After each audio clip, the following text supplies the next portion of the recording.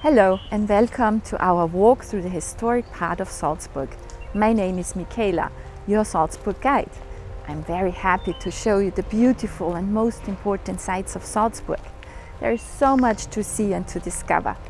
As the fourth largest city of Austria, with about 150,000 inhabitants, Salzburg offers a great combination of culture, nature, history, music, and even culinary delights.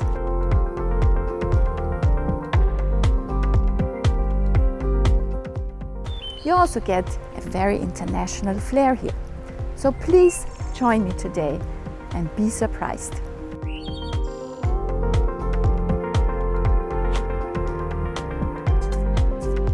Not far from the old town of Salzburg, you will immediately discover the Mirabell Garden and the Palace Mirabell. The Palace Mirabell was built in 1606 by the former Prince Archbishop Wolf Dietrich von Reithenau for his female partner Salome Alt. They had 15 children together, and so they used it as their summer residence. Today the building houses the office of Salzburg's mayor and the city administration. But the beautiful thing is the garden. It's a baroque garden designed with colorful flowers that symbolize a baroque embroidery. The four-element fountain with statues made out of marble from the Greek and Roman mythology. Or a dwarf garden and steps where you can really oversee the whole garden and take beautiful pictures. So it is a place just to relax, to wander around and enjoy that you're here in Salzburg.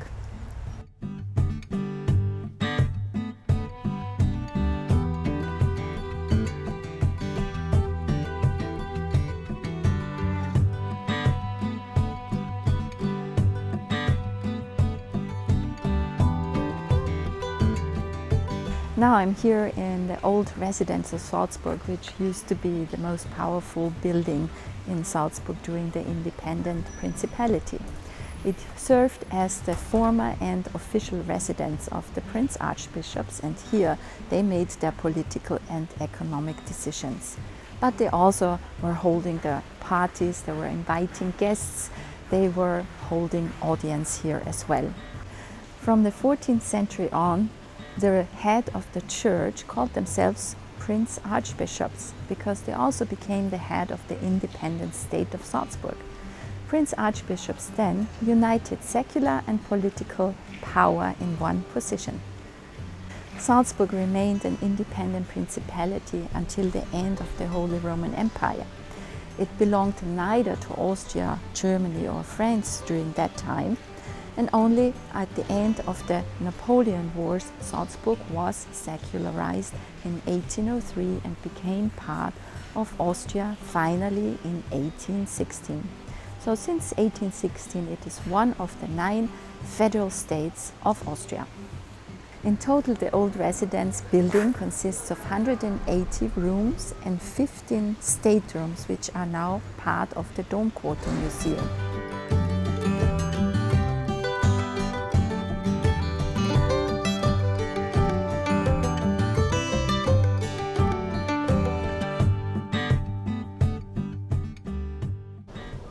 Impressed by the lavish architecture and city design of Rome, the Prince Archbishops of Salzburg decided to redesign Salzburg as well. For that, they hired the best Italian artists of this time and brought them to Salzburg. Finally, the Italian architect Santino Solari was hired and commissioned to change the medieval looks of Salzburg into a Baroque city. Therefore, Salzburg is also called Rome of the North. The Salzburg Dome belongs to one of those representative Baroque buildings in the old town of Salzburg. The former Prince Archbishop Wolf Dietrich von Reithenau laid the foundation of this church, and 2 of his successors finished the building. In 1628, the church was consecrated, and most of it still dates back to that period of time.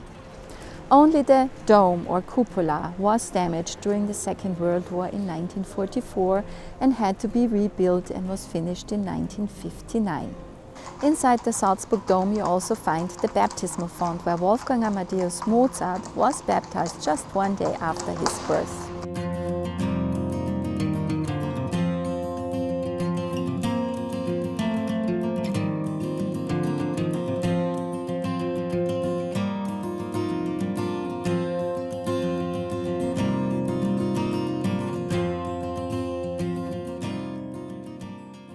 Not far from the Salzburg Dome you can reach the fortress Hohensalzburg either on foot or taking a funicular.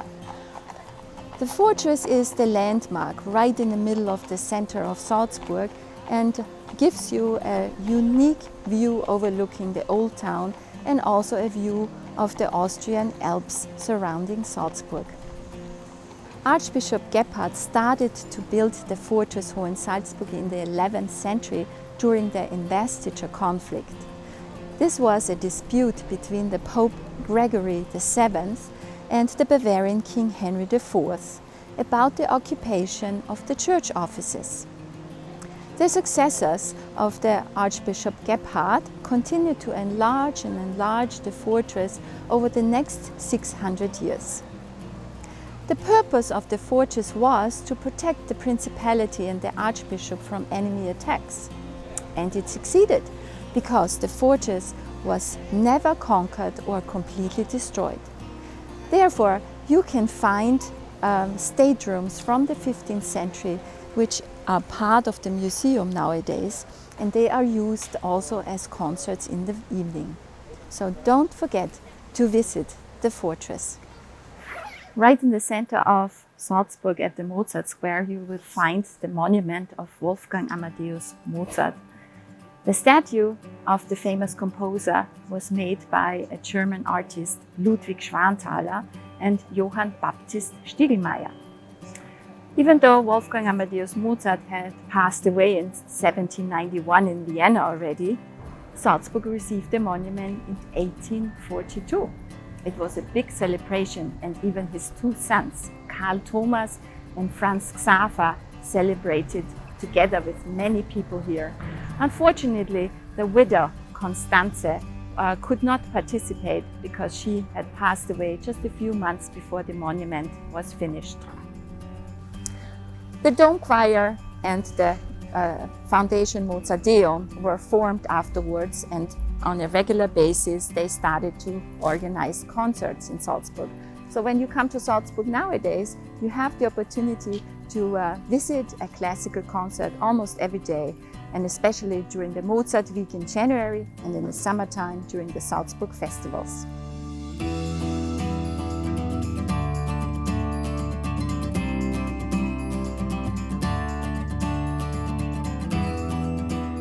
The very famous composer Wolfgang Amadeus Mozart was born in the shopping street Getreidegasse number 9, the yellow building just behind me. The parents, Leopold and Anna Maria, lived here for about 26 years in a 4-room apartment in the 3rd floor. Amadeus and his sister lived here and spent most of their youth and childhood in this building. But when Amadeus was about 17 years old, the apartment got too small and the family decided to move into a bigger apartment, an 8-room apartment on the other side of the river, which today is a second museum called Mozart's Residence. The museum nowadays is open every day and it's a must-see for everybody who visits Salzburg. You can find nice portraits, letters, notes, lots of information about the life of the Mozart family in Salzburg and also when they traveled through Europe.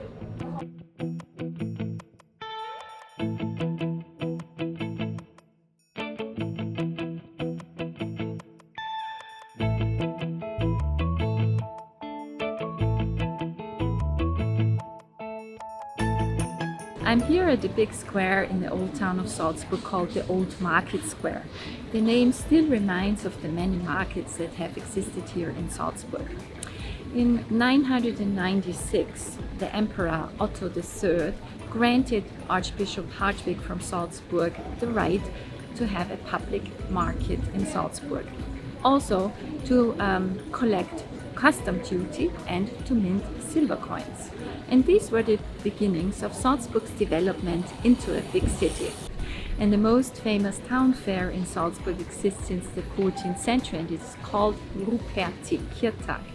It is a big event for about 3 to 4 days, and we celebrate the patron saint of Salzburg, named Bishop Rupert. Since 1987, the University Square is also used as our farmers market square. Up to 96 different farmers markets hold market here, except on Sundays. Starting in the late Middle Ages, special markets formed in Salzburg as well, like the bread market, the flour market, the cheese market or the fish market. Each market was located in a different street or square around the old town. The meat market was always located near the river or on a bridge of the river, just because of hygienic reasons. Even nowadays, the farmers market is a fun place to visit because you meet the locals here who still go shopping here for fruits and vegetables and their daily goods.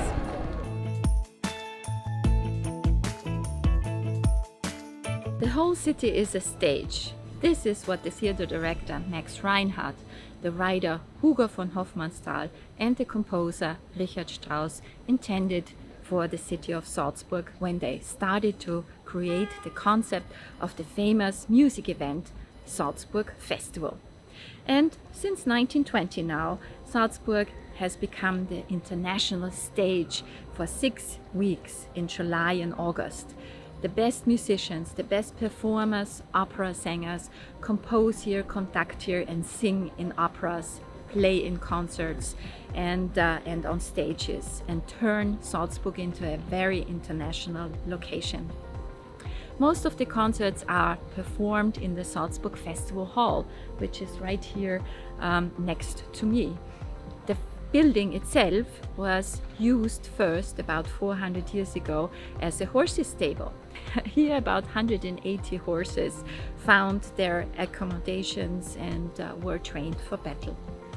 In the 1920s, the famous architect Clemens Holzmeister was commissioned to renovate this building into a famous festival hall. Nowadays, this building has 3 different concert halls and one is more beautiful than the other.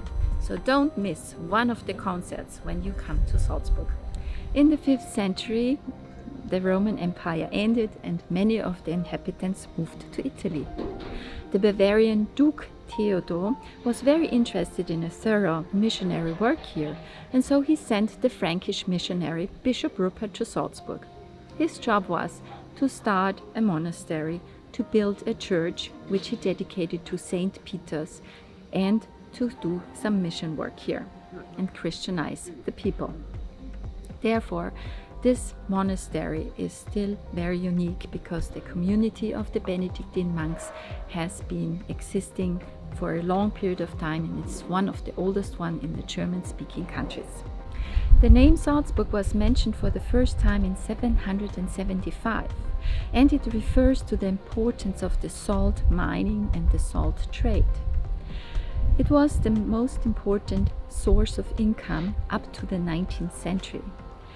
Bishop Rupert and his successors used the white gold for trade, and with the income of that trade they were able to develop Salzburg into a very beautiful city.